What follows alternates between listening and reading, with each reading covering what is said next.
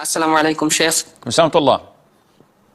Sheikh, is it permissible to watch football matches where our support teams where the players wear a cross or have tattoos on their body?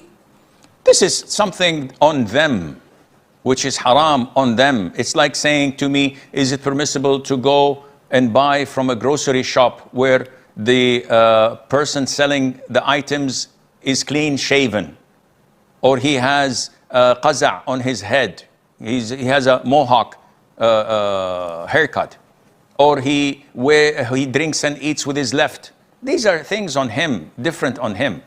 Watching football matches to begin with is a waste of time. This is what I said long time ago. I don't do it with the grace of Allah Azza wa Jal. I don't know, maybe it's because of something that is personal between me and football, but it is a waste of time to waste 90 minutes watching 20 grown-up men running after a ball. As I said many, many times, buy each one a ball, let them not fight, let them go and play, maybe give them a cookie and they'll go away. But people differ. People love football, so we're fine with that. That's your preference. Is it halal or haram to watch? Some scholars say it's haram because it's a waste of time. 90 minutes, you could have read 4 juz of the Qur'an. You could have done wonders in 90 minutes. But assuming it is halal, having tattoos or wearing crosses on the jerseys, this is on them. You're not endorsing it, you're not liking it, I hope. And hence, it has no impact on what you're watching. I wrote to you on your website previously about pulling the water up our nostrils during fasting. Of course, we all know of the hadith where the Prophet ﷺ told that, said that to exaggerate in pulling the water up the nostrils, except when we are fasting. What I wrote to you was, even if I'm careful pulling the water up my nose when I'm fasting, I tend to get some water in my throat. And I asked if I can just wet my fingers and clean the insides of my nostrils, and you said that we still have to pull some water up. So what do I do because on a number of days this Ramadan and some of the voluntary fasts that I've been trying to keep, I end up with water in my throat. And I try my best to actually spit that water out, but what do you suggest I do to help with this issue? Akhi, this is not normal. Maybe you need to go to a doctor, to a physician, to check whether your nostrils are not normal, they're this short, because you don't have to inhale until it goes into your lungs, into your stomach. It's just a small drops of water and you just put it up your nostrils and up your nostrils here. You don't have to pull it to your, the top of your nostrils, especially when you're fasting. So to say that even if I try, I still get some water inside of my throat or my stomach, this is unacceptable. You have to coach yourself. You have to discipline yourself. You have to train yourself.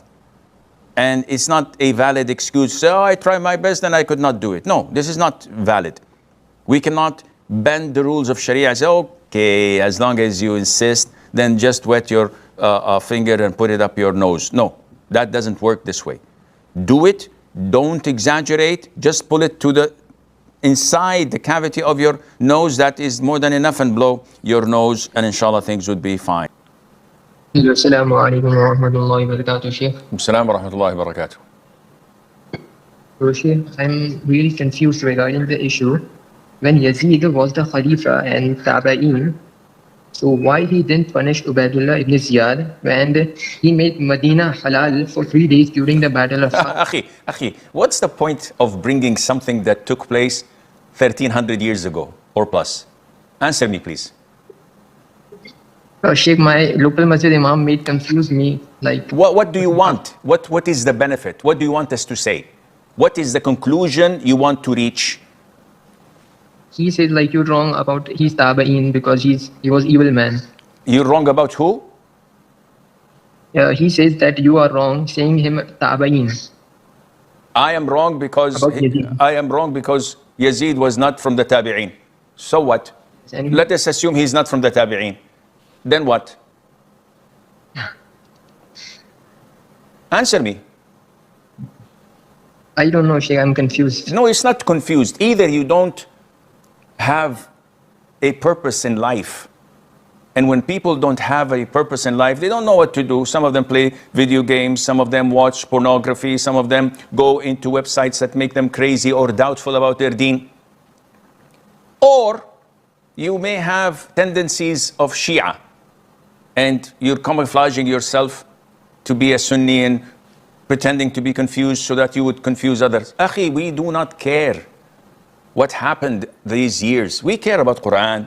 We care about the Sunnah. We care about our love to the companions.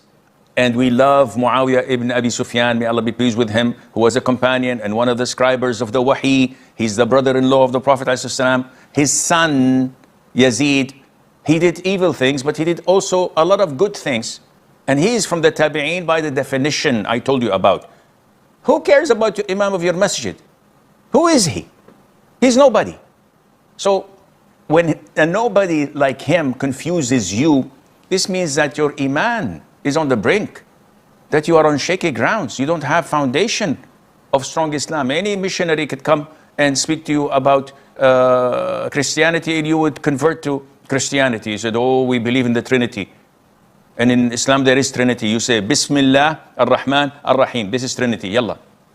Oh, I'm confused, Sheikh.